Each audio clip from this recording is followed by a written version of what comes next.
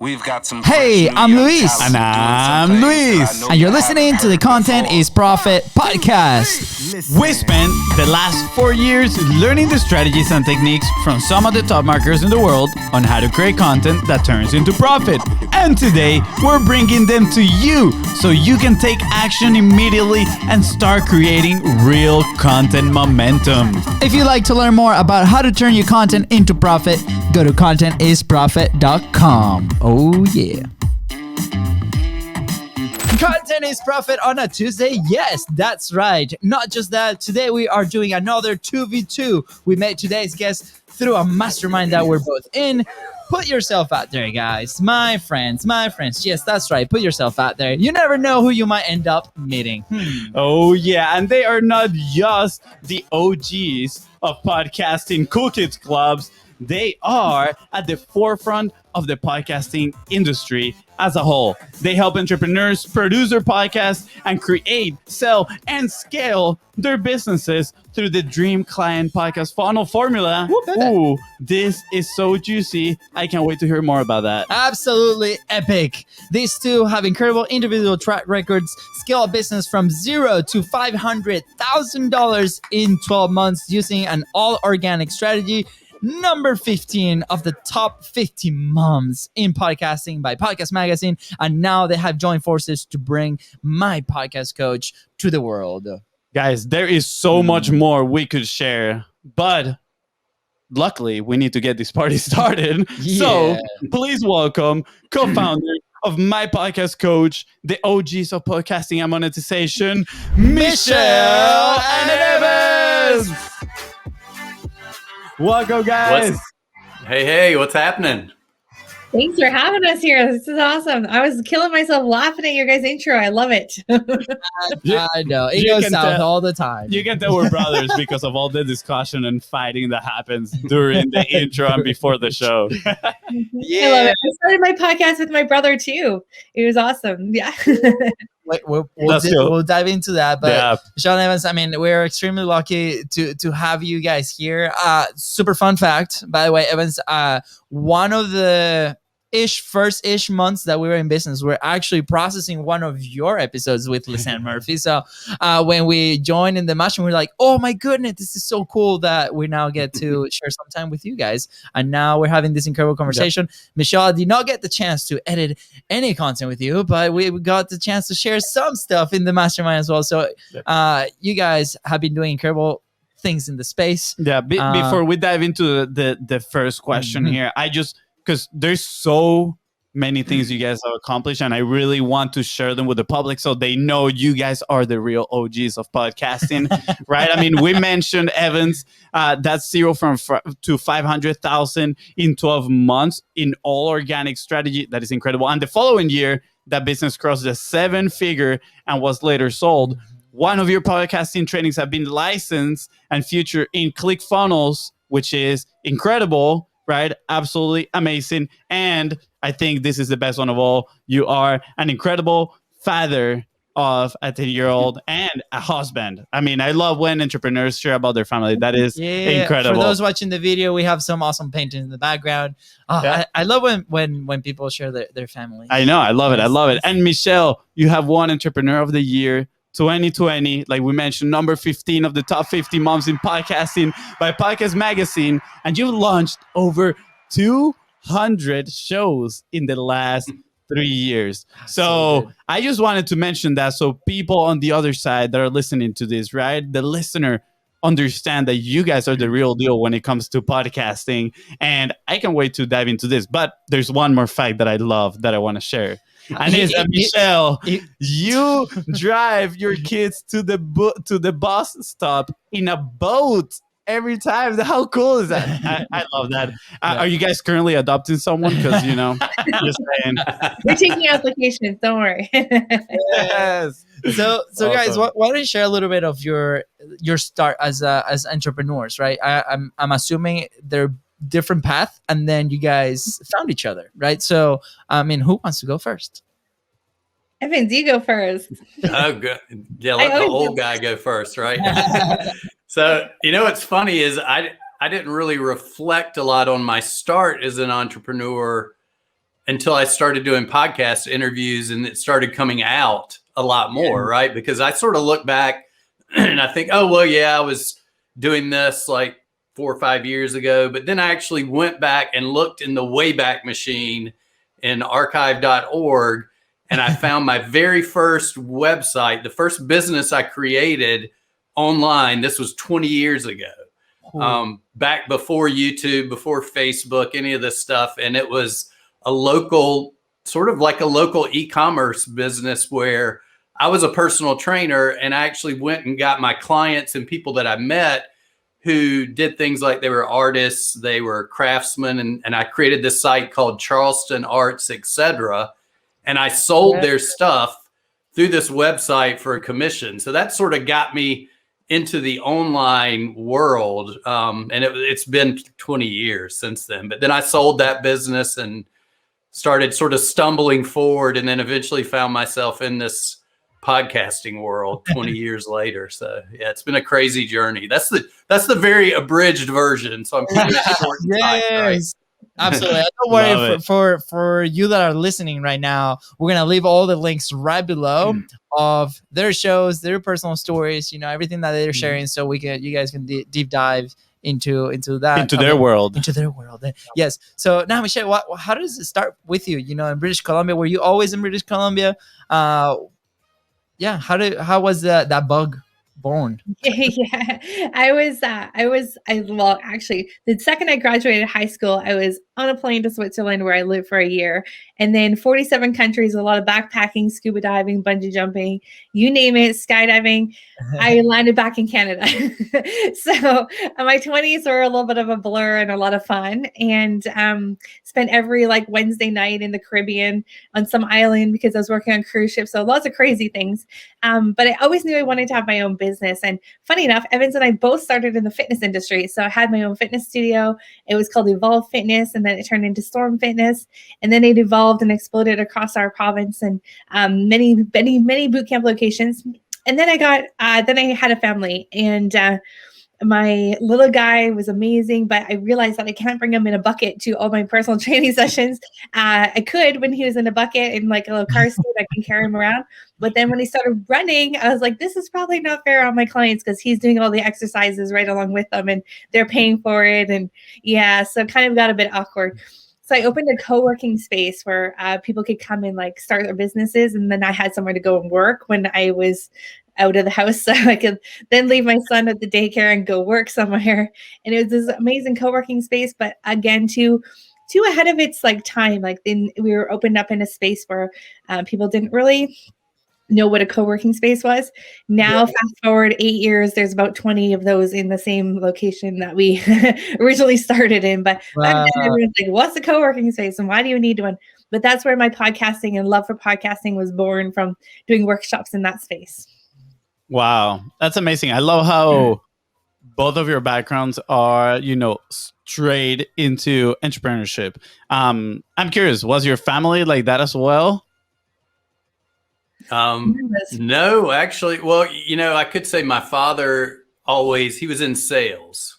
So as you know, when you're in sales and you're working commission generally, and then he did start his own business later with another partner. So that probably sort of fit in, because I remember one thing from the beginning. I always told myself that I would never work for anybody else. And when I did, I actually went and worked in radio and sold radio for a while, and I was miserable. I loved I loved when I went out and met with my clients and went out and did the work, but having to report to a location and be in a meeting and wear a suit and tie, which was ridiculous, because I was going out to, places where the people are looking at me like, is this the IRS showing up or what? But yeah, so it was for me, I think that really, and like Michelle mentioned, I went probably straight. Once I learned sales, I started going into other things. I was like, what do I like to do? And that's when I started getting into personal training, and I was able to use my sales background to really help me thrive in that position where a lot of other trainers didn't have that. So that really helped out. Wow. Yeah, I remember when we first, our family is zero entrepreneurship like background, right? Our mom works at a college. Our dad is a chemical engineer, and he's been doing different things, right? And so that jump, that bug was in there from very early on, and we grew up playing soccer. That was the North Star, like that was it. And then when that was not achieved for XYZ, there's different episodes where we share that stories, right? We're like, what now, right? But that feeling of I don't want to really work for somebody else, or the need of maybe resources, right, to bring maybe the family here. We might not have mentioned that before, but it's like, okay, that's how it starts, right? And then it starts to evolve into serving, right? And how can we find these solutions and providing these solutions to our customers and our clients and our communities, right? So do you guys remember exactly when, if you had a moment like that where you were like, this is what it's all about, right? It's not maybe about the money. It's not maybe about, it's about serving each other. Michelle, you mentioned the co-working space and doing these workshops in there, Evans, you too, when you transition from sales to something else and your initial online business, right? What was there a moment where you guys identify as in, this is my light bulb moment as an entrepreneur. I need to continue doing this regardless of what the output is? I had definitely a light bulb moment when I was working actually in sales as well. So it's funny, Evans, we both went from sales to personal training to right. So I was doing sales for a ski and snowboard tour company. How cool is that? And I also did sales for a whitewater rafting company. But I remember sitting there in the ski company, and they came into the office, and they're like, the father of the owner, it was brothers that owned it, and he's like, they're grooming you to take over this one day. And I just was like, no, like my life just shut in. I was like, oh gosh, I feel like I'm in jail. So that was my light bulb. Okay, well, I love taking people out on the weekends. We had so much fun going to all the ski resorts and skiing and partying on the weekends, but was I really making an impact in their lives? No, which is why I was like, well, I want to do fitness. I think that I can really help people, inspire them to get motivated and get fit and making more of an impact in their lives. So for me, it was making an impact in someone's life was always the goal for being whatever business I was starting. Yeah, wow. I have to say the same thing. I look back, and I didn't mention my mom before, but my mom was a school teacher until she quit working. And I remember when I was a young child, she used to take me, we did Meals on Wheels together. We did volunteering together. And as I got older, when I got into health and fitness, the reason I did that was because before that, I'd been at a point in my life when I wasn't healthy. I wasn't taking care of myself. I was not feeling good about myself. And then I started exercising, and I saw everything change, right? And I wanted to give that to other people. So like Michelle, I wasn't in it for the money per se. I just knew that I could help other people and impact them and serve them. So I think I really get a lot of that definitely from my mom, even though she wasn't an entrepreneur. That bleeds into my entrepreneurship today. Yeah. That's incredible. I relate this to, you start seeing the change you want to see in others when you see that change in yourself, right? And Evan, you mentioned at the beginning that you'd never really reflected on your entrepreneurial journey until you started podcasting. And I think that is key, right? Because most people don't really sit down and reflect on their journey. And it was the same for us. When we started podcasting as well, we started sharing stories, and we're like, wow, I didn't remember that one of, 10 years ago. Look at that. For example, when we were kids, we would go to this kind of market, a little sketchy market back home, right? that used to take us in, and we would buy soccer jerseys. Counterfeit soccer jerseys. But like I mentioned in another episode, even the Cubs at home, they would go and buy their stuff in that market. Different environment. Yeah, different environment. But the point is, we would buy them, and then we would go to school and resell them, right? And at the point, we didn't know that was some sort of entrepreneurship, trade, whatever. We were like, oh, we just needed a little bit more money. Then when we came to the US, like my brother mentioned, and we had that need for money to first survive, then we wanted to help our family come here. I started doing the same. I was dressing up, going to restaurants, right, trying to sell them things. And I felt so awkward. Not myself, definitely. I mean, look at myself right now, right? My hair is all crazy, the big beard. And at that point, I was like, oh man, this is so awkward. And for many years, as we try to figure out and do different things, I personally didn't feel that good with myself because I didn't like, I knew we could help the other person accomplish their goal through whatever we were doing. But since it was something that I haven't done specifically for myself, I was like, I'm just selling them something, right? And it wasn't actually until we started being consistent at publishing and we started seeing those results in ourselves. And for me particularly, it was mainly the effect that it had in me, the podcasting, talking, putting my thoughts into words.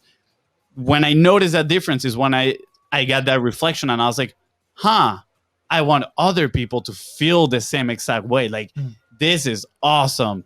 With this, I can help them. And I think that's when, you can call it your motive. My motive changed in that moment. I was like, this is way more aligned with who I am and who I want to be and, the people that I want to serve with. So let me go with that, right? So I just wanted to share that a little bit because first, the importance of reflecting in your journey, it can have, a lot of positives, I'll say, and it can just bring some thoughts to light. And then second, because I have a follow-up question for you guys, right? And we talk about this moment where everything changed for us, but was there a moment where things maybe could have stopped for you, right? Like that resistance moment where you said, this is it, no more, I can't continue, right? I'm about to quit. Was there a moment like that in your life? You want to go ahead, Michelle, or you want me to jump in? You go ahead. I'm thinking about mine. Yeah, I could say there's been a lot of moments, right? I mean, I actually wrote about this in a book that I was published in a chapter. I talk about failure, and the way I look at failure is so much different now than the way I used to look at it. Now I look at it, and I mean, guys, y'all don't know this probably, but I'm over 50 years old. So it took me almost 45, 48 years before I started looking at failure with a positive lens. So if you're younger and you can do this sooner, it can really help. And it's something I try to teach my daughter now. But, when we talk about, I'll reflect this to podcasting, and I'll do it real quick so I don't hog the microphone too long. But when I was working with the podcast you mentioned before, where we went from zero to $500,000 in 12 months, we were at a stretch, and I was the marketing and monetization strategist behind this podcast. My partner was the voice. He was the expert, the attractive character.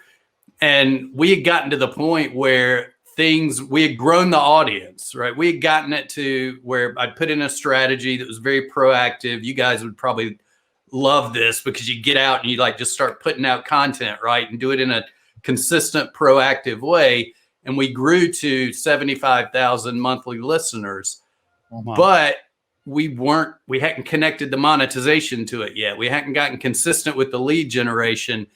And we had a small team, and we had ourselves to pay, and we weren't making money. And we were really probably about a month from just stopping. And we went to Funnel Hacking Live for the first time, started meeting. It wasn't what was being said on the stage. What was awesome was what was being the conversations we were having with other entrepreneurs and ones that were farther ahead on the journey than us. And they started giving us ideas and helping us, serving us, right? Just, hey, well, have you tried this? You should try this. Maybe do this a little different. That's great, but maybe you should tweak this thing. And so we started listening. Then we listened to a lot of the stuff that was being taught, from Russell on the stage and some of the other entrepreneurs. And we went home and immediately took action. And we created horrible sales videos. We created, we just basically, they were not good, but it was that action and that first, taking back the ideas, the ahas that we had, and not worrying about whether they would be successful, not worrying about the result, having expectations. We just dove headfirst into them. And from that moment forward, we went from almost shutting down to coming back.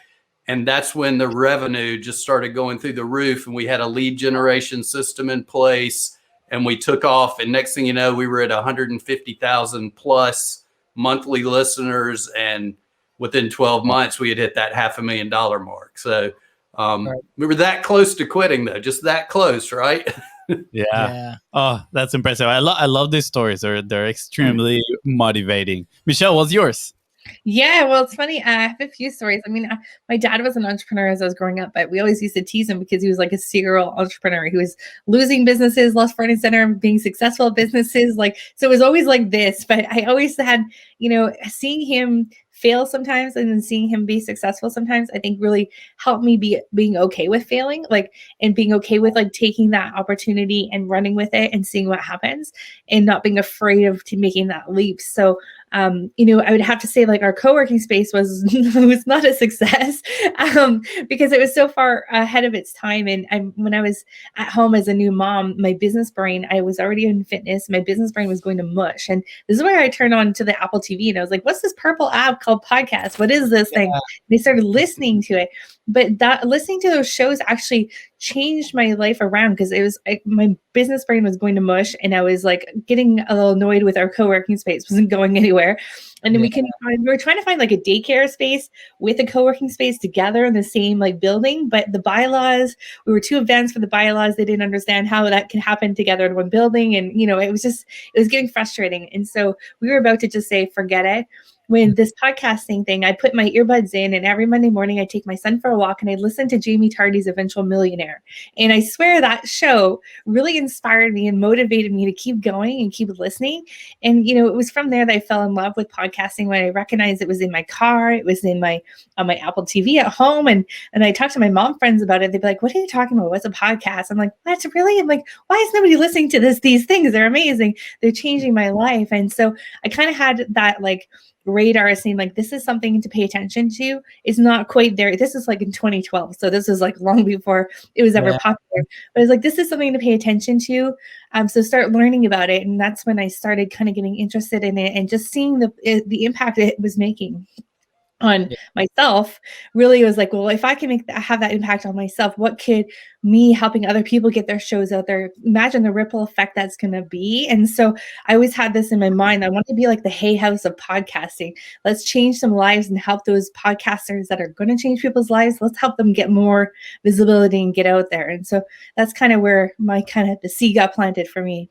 Yeah. Oh, that's amazing. Yeah, that's so fun. We love to hear the stories, right? Because as entrepreneurs, right, like we relate that there's always gonna be those moments along the way.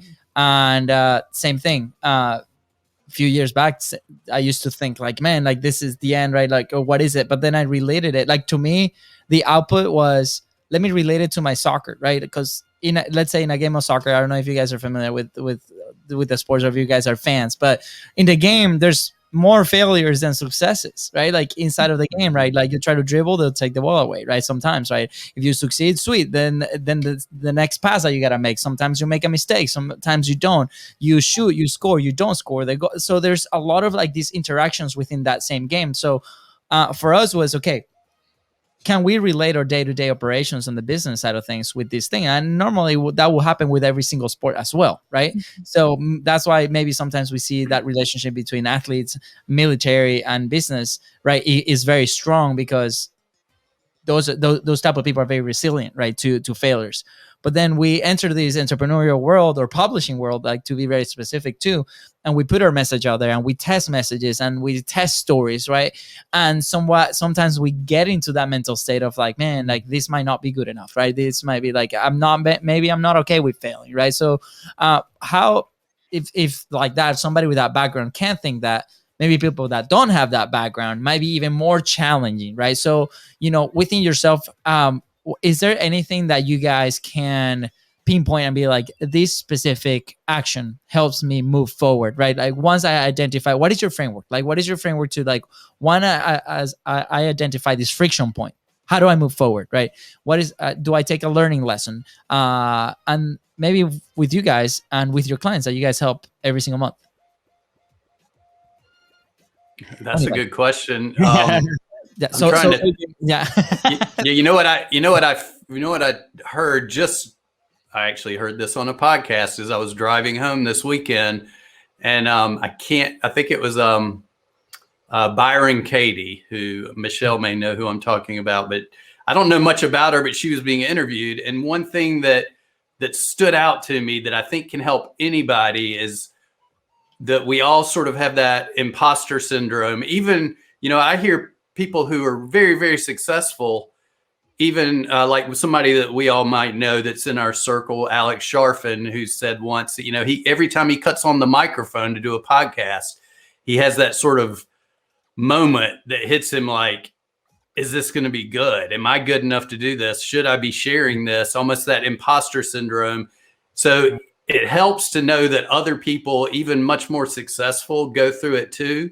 But one thing that I heard that she said that made me sort of be able to switch that like voice in my head was when that voice in your head says, like, oh, they're going to just think this is dumb if I share this. Just ask yourself, is this true? Is this really true?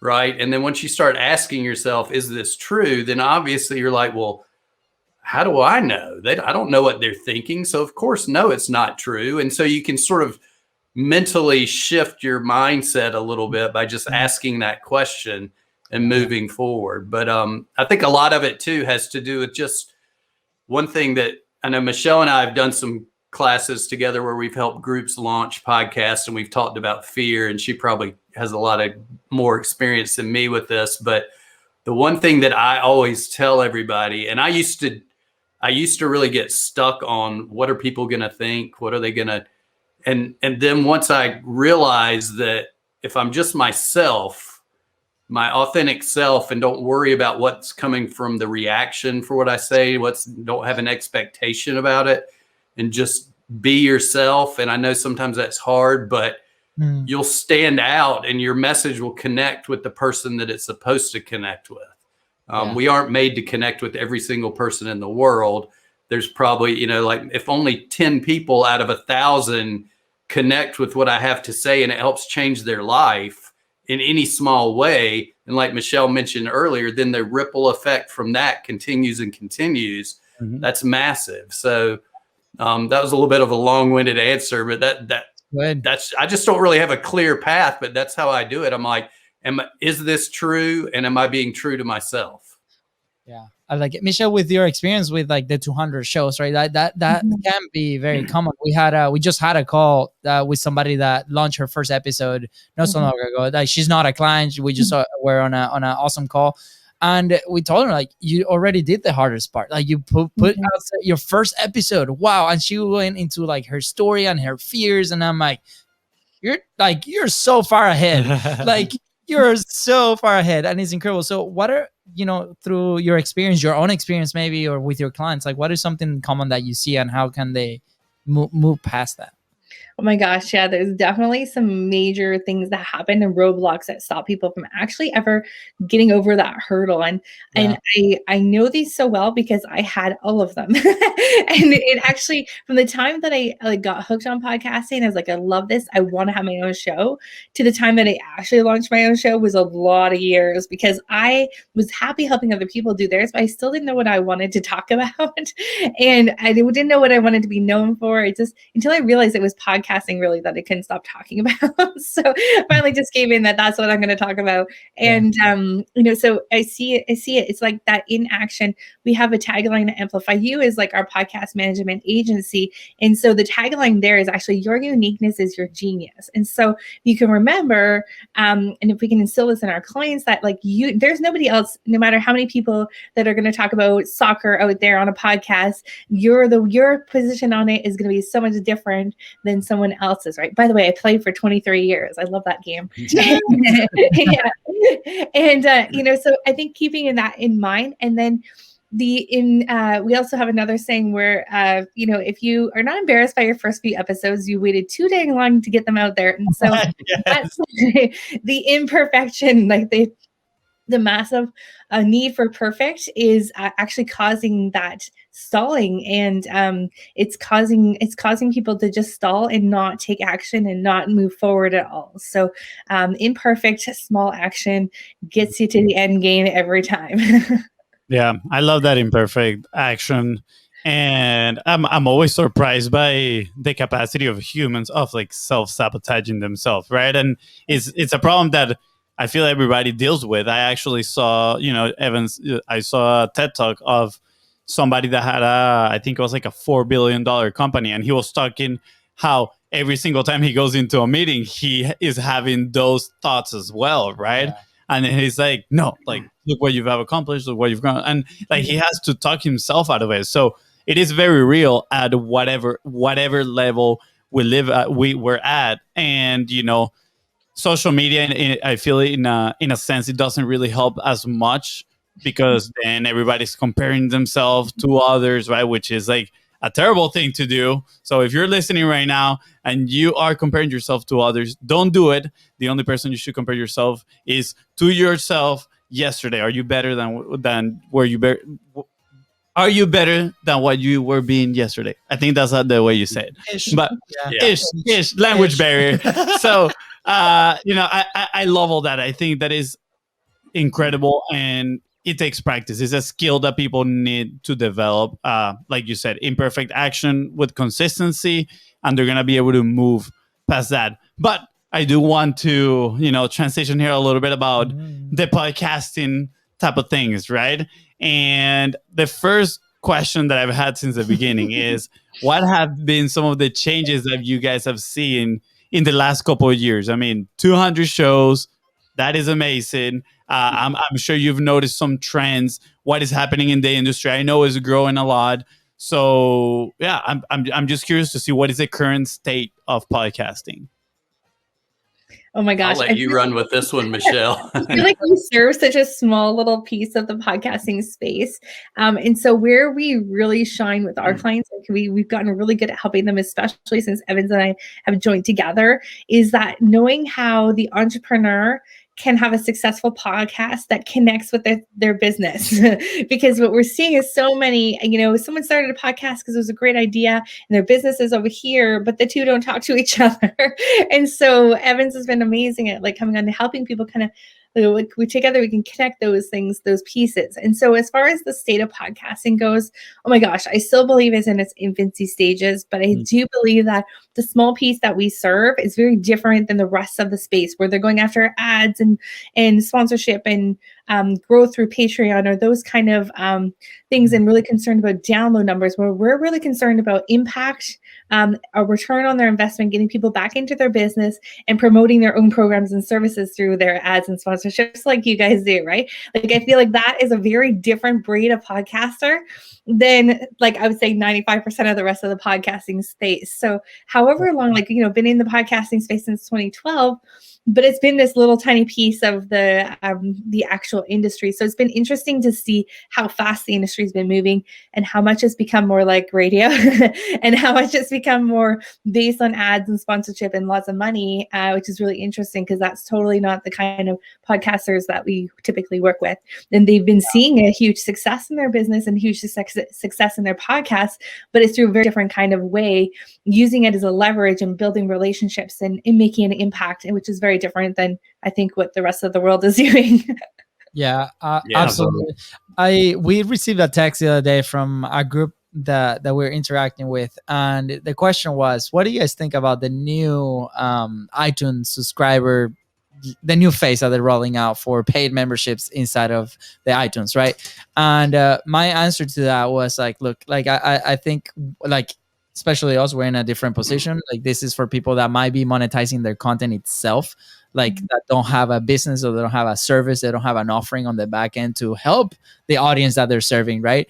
This is the content, see the content as a product. People, like you mentioned, people that are going to Patreon, people that are going to all other platforms to monetize different layers within their content, right? Because there's nothing else on the back end.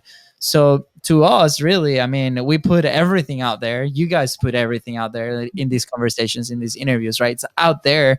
It's available to everybody. And then the next level comes on the business, right? So I guess my question to you, Evans, is like, how do you, I mean, obviously the show is called Content's Profit, right? So how do we connect, right, the content to the profit? That's the secret sauce, right? Like, what is that process? Does that process look the same for everybody that doesn't want to be on the sponsorship side of things, right? Is it individual to every business? Is there a framework that people should start following? Yeah, well, I think a lot of it depends on where you are in your journey as an entrepreneur too.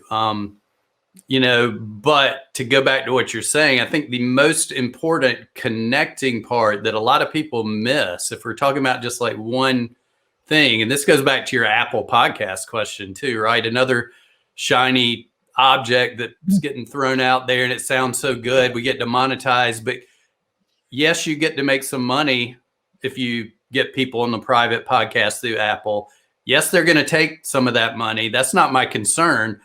Where you don't benefit is you don't get to know who those people are that are paying for your podcast. You don't get any contact information. You don't get the prospect, the lead. And when we talk about where we succeeded, when I was mentioning that story earlier about how we were about to close down and we came back and we made some changes, the absolute biggest lever in our business that changed with our podcast was not a lot of changing the podcast itself. That was really dialed in. Yes, we changed a little bit about the messaging to get people to take the next step. Because for us, it's always, what's the next step? What's the next step on that journey? But for us, it was when we figured out a way to create a lead generation system that wasn't a transactional lead generation strategy. It was transformational. It was relationship building. It's similar to what you guys do when you put out all of that content, not just one piece of content, right? You're not just making one exchange for that. We did the same thing where we're like, okay, we are going to give you this ridiculously valuable item, which for us was a members area. By the time I left, over 200 free things in there to help you grow your business in exchange for your email address.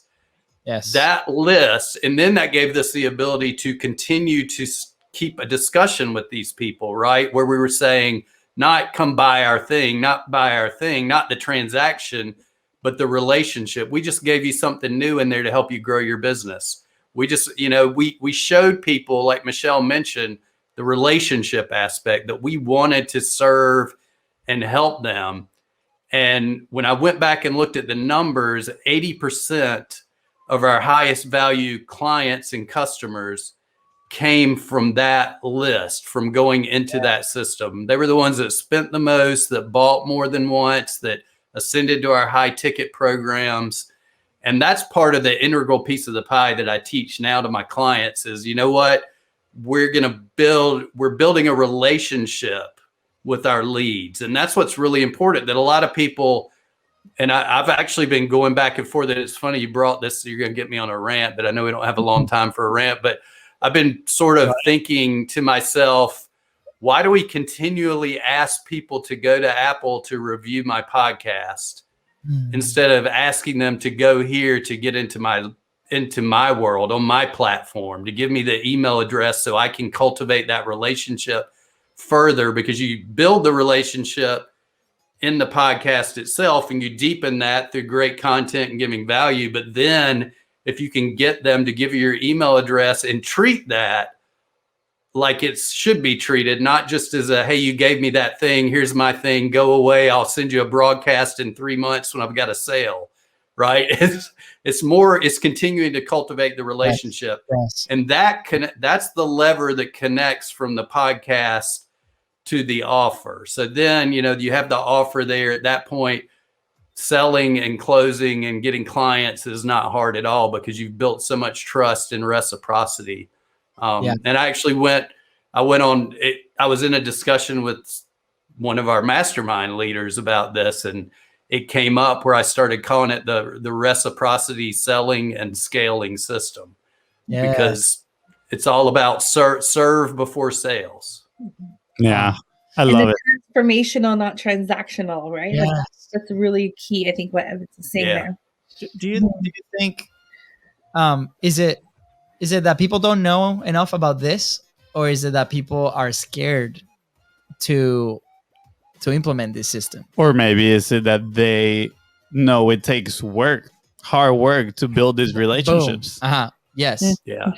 It's work. It's funny because I saw Frank Kern talking about this. I love Frank Kern because he's just so, he basically says the way you help people, or way you get people to buy things from him, is to actually show them that you can help them, right? Demonstrate that you can help them by actually helping them. Yeah. and he was talking about follow up, and that everybody loves the tip of the iceberg, the attention, the getting your content out there, to doing the podcast, getting the content out there. But exactly what you said, as soon as you move to that next phase, it takes some actual work. But it doesn't have to be hard work, but it just takes some effort. But and I don't know how many people, I don't know any statistics, but I would just say that if 90% of entrepreneurs just had a good, strong reciprocity, relationship building follow-up system in their business, it would change everything. Yeah. I mean, I remember when we first started, consciously going into the entrepreneurial world, one of the people that we were following at the moment was Grant Cardone, and he's like very aggressive salesman, right? Mm-hmm. And I mean, one of the things that I remember the most was that he was like, the sales isn't the follow-up. The sale isn't the follow-up, right? And yes, like he is a very aggressive salesman, but put it in the context of what we're talking about right now, building relationships. A lot of people tend to keep these relationships in a very reactive manner. It's like, oh, I'm gonna, have a first contact with someone, and then I'm gonna wait for them to be interested and come to me. When it's like, no, be proactive about it. Follow up with that person, not necessarily for the sake of, hey, I'm gonna sell you this on the next follow up, but you're building that relationship transformational. Now I'm getting to understand what your pains are, what your problems are. Share something that might help them, right? Exactly. Like introducing somebody that could help them as well. Like we never know. And that's a fun process to start exploring. And we definitely encourage, if you're listening to this right now, like go try it out. Like how can you serve that person that you're trying to work with, right? Like, that you want to serve. What is the next step? So, Michelle, do you have any tips on that? I feel like I was just going to say that's actually one of my favorite strategies when it comes to podcasting, because that's why I have a podcast. So I can lead with like, hey, I want to get to know you better. Can you come on my podcast? And then, or like, I'd love to have you on my podcast, showcase you, elevate you. Then we can have this conversation. I can get to know you. And that's just the beginning of that relationship, right? So the podcast allows me to lead with serving someone first and doing something nice for them. That's what I love about podcasting like so much, is that relationship building in there. I think it's really key. Mm-hmm, absolutely. We're such in the same page right now, guys, just so you know.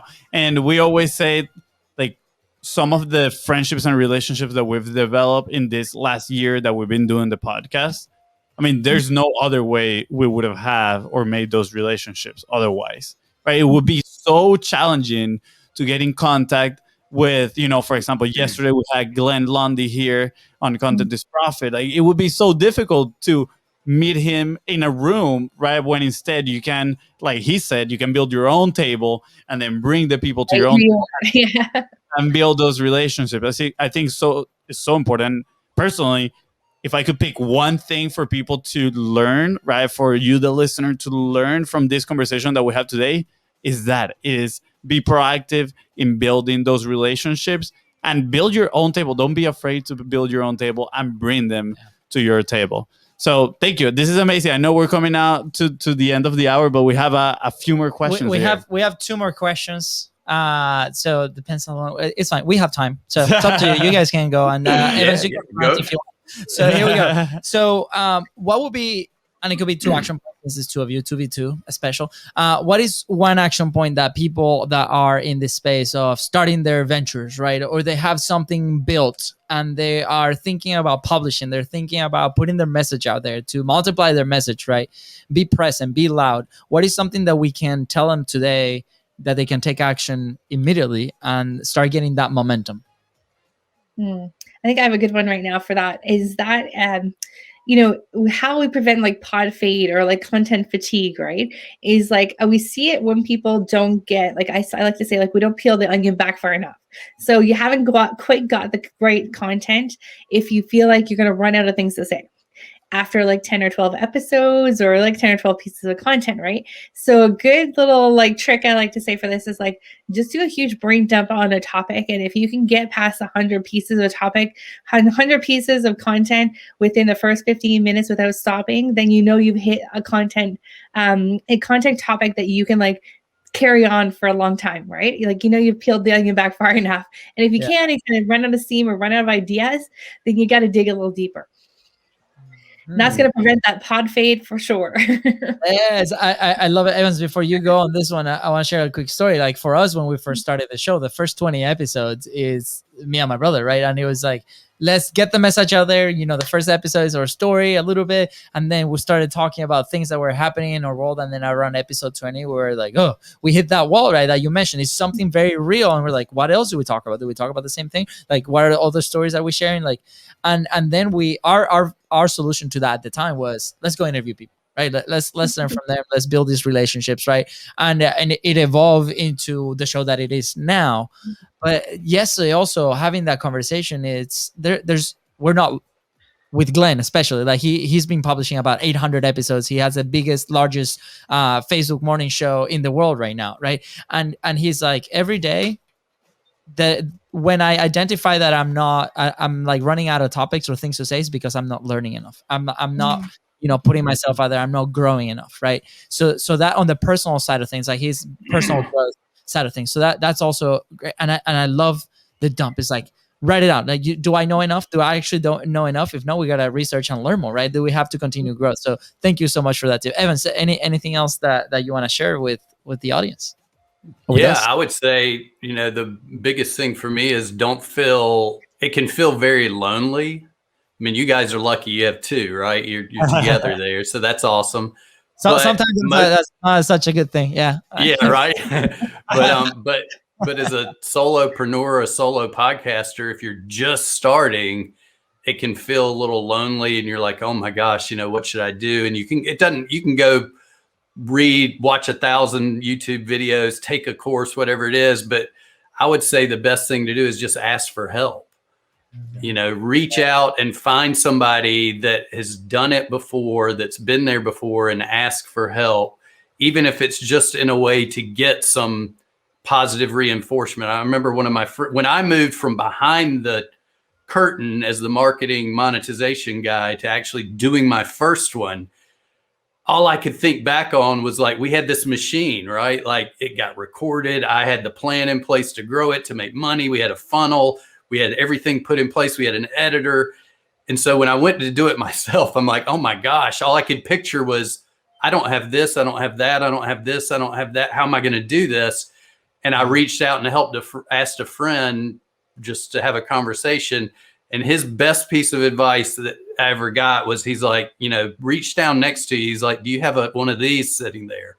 I'm holding up a phone for those listening, right? And he's like, pick that up, open the voice memo app, press record, start talking, press stop. You just recorded your first podcast. Now just keep going.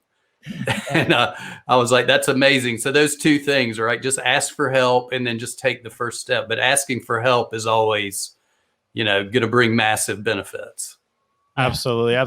There's that saying that is it takes 10,000 hours to, become like an expert in something. But guess what? I personally think probably the only shortcut, and I'm doing air quotes here, to something is leverage somebody else's expertise, right? Like go find, like you're saying, Evans, find that person that is that expert, or somebody that can help you move a little bit faster in that place that you are right now, and gone to them, learn from them. And then eventually you're going to need something else, and you're going to find that other person that is going to be able to help you with that other thing. But yeah, sometimes I feel like people, back to relationships, are so afraid to being proactive in that sense as well, and reach out to those people that can help them. Yeah. All right, guys, you ready? Last question. Fire. Last question. Are you a lab person or a Chihuahua person? No, I'm kidding. That's not the last question. Last question. Probably your favorite question. We mention it all the time. Where would you guys be if you did not publish? Oh, that's a good one. Probably be thinking about all the things that I should be talking about on my podcast while sitting in a room by myself. That's not very exciting. All those ideas would probably still be in my head. Yeah, definitely. I mean, I think I would feel stuck, unmotivated, miserable, really, because it's huge knowing that, what I have to share and the message I have and the mission I have is just not serving who it could serve. So, Yeah, it would definitely be a lonely, stuck place. I'd be back to my old days of just doing freelance copywriting and, making good money, but working many hours. So I wouldn't have time for these folks behind me. So it would not be a fun life. I also think like the fear of my own voice would still be real, because I think exercising my voice and like having conversations like this all the time and producing content with your voice on it, I think has really helped to strengthen my voice and give me confidence to know that I do have something important to say that people do want to hear and that is going to make an impact in someone's life. Yeah, absolutely.